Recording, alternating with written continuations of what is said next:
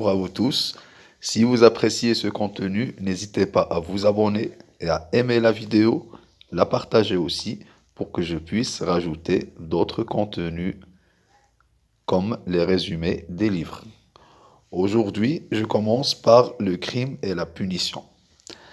Le crime et la punition est un roman écrit par Fyodor Dostoïevski, publié pour la première fois en 1866.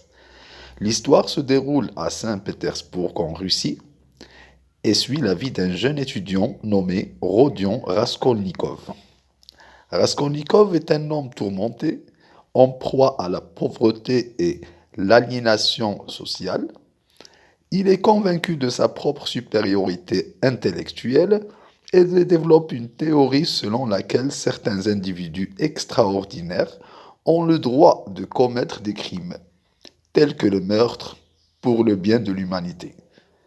Poussé par cette idéologie, Raskolnikov planifie et commet le meurtre d'une vieille usurière, Aliona Ivanova. Cependant, après avoir commis ce crime, Raskolnikov est plongé dans une profonde culpabilité et une angoisse incessante. Son esprit est tourmenté par les conséquences de son acte et par sa peur d'être découvert.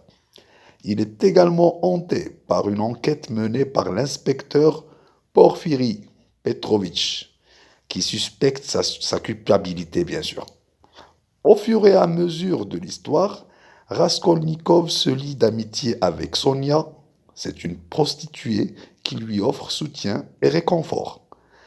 Il confesse finalement son crime à Sonia et ressent un début de rédemption grâce à leur relation.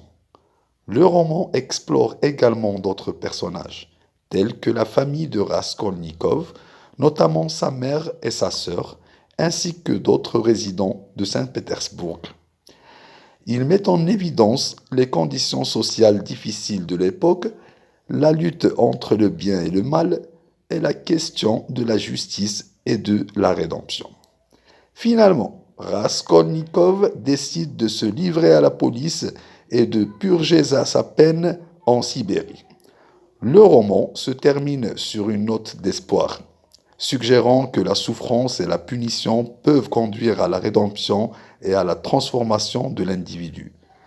Le crime et la punition est un roman considéré comme l'un des chefs-d'œuvre de la littérature russe, explorant des thèmes profonds tels que la moralité, la culpabilité et la nature humaine.